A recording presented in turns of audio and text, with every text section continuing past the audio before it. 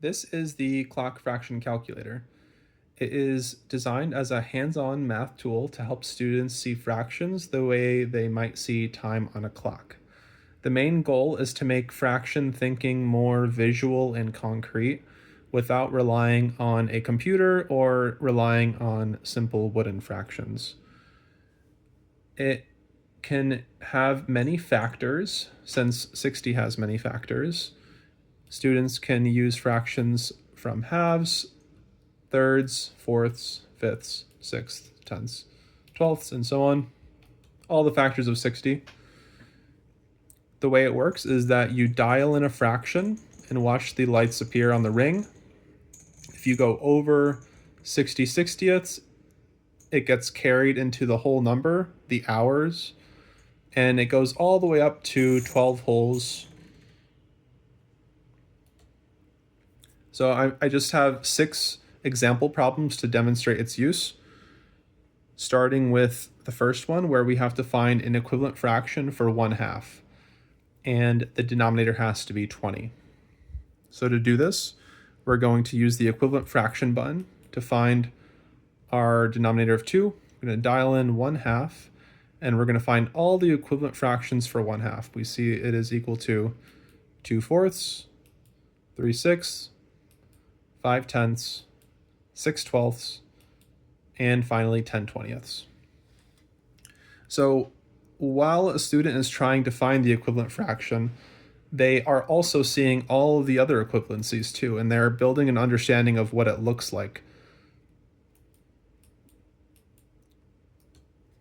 Okay, let's do another one. We have to reduce 5/15. So same as before, we're gonna increment our denominator to 15. Again, we're seeing all the other fractions. We're seeing how the ring is getting cut up, really solidifying the visual. Going to 5/15. And also notice that the numerator is always green, the denominator is always blue. 5/15. We reduce it using the solve/reduce button. We see it's equal to 1/3. So 5/15 equals 1/3. And you can imagine the types of questions you would ask about these two. How is 1/2 related to 10 twentieths? How is 5/15 related to 1/3?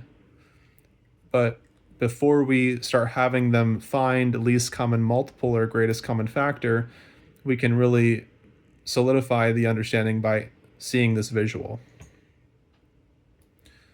Now let's add fractions. Now this is one where I think it's definitely more useful than traditional manipulatives, because when you're trying to add 1/3 plus 1/4 with traditional manipulatives, you usually put the fractions side by side, and it's kind of hard to understand how they're the same, or how they are added together. Or sometimes if you use like the wooden circles, you see the 1/3 and the 1/4, but it's hard to understand the common multiple. But yeah, we have 1/3, and we're gonna lock it in using this button. So we're gonna freeze it. Now it's stuck there. And then we're gonna navigate to 1/4. And then we combine them. So we can see the 1/3 is there, the 1/4 is there, and when we add them together, it equals 7 twelfths. So you can talk about how it works. How does it equal 7 twelfths? And students can explore this on their own, or you can kind of guide it. You can go to 1/3 and try to find equivalent fractions to 1/3. Well, 1/3 is equal to 2 sixths, and it's also equal to 4 twelfths. So we know if 1/3 is equal to 4 twelfths, we can also see how many twelfths 1/4 is equal to.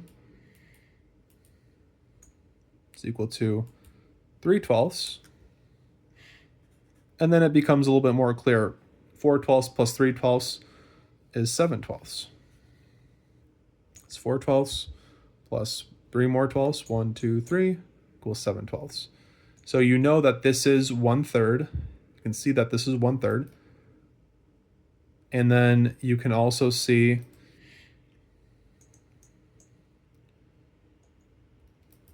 that 1/4 is 3 twelfths. These are the same thing.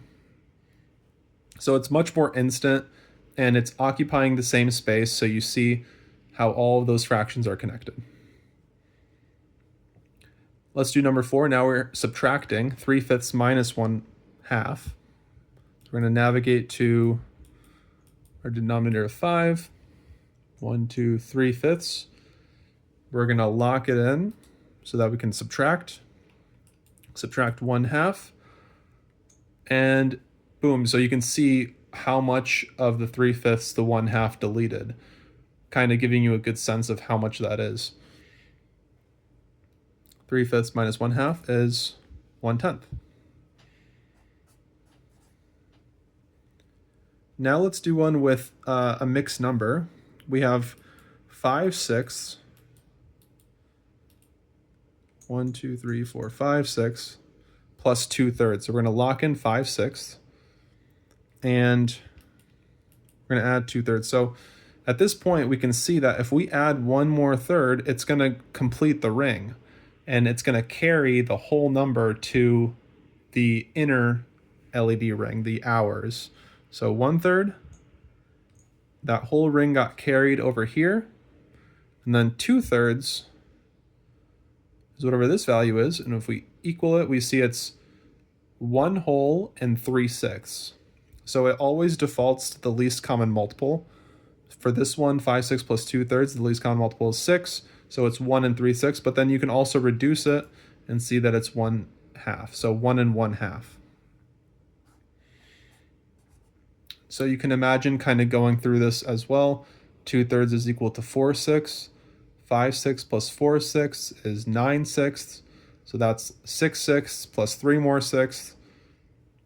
And then that ends up equaling 1 and 3/6. All right, last problem is going to be a mixed number at the beginning instead, and we're going to subtract from it.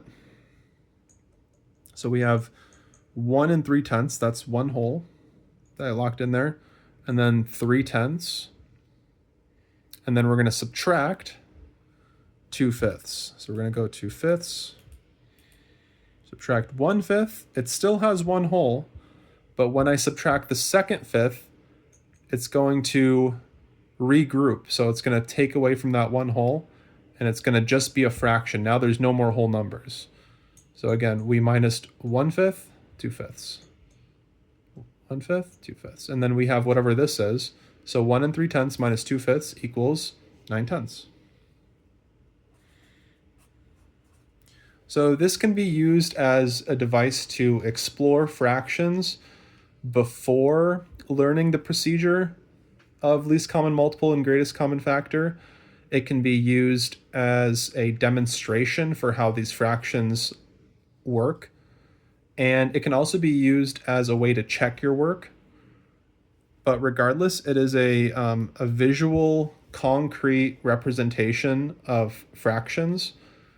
And I think it would be useful for 3rd through 5th grade because it's not as much as just giving a full computer to a student, which I think it kind of creates a barrier between teachers and students.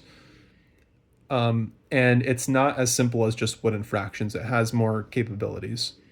And I think it has the core conceptual stuff is there.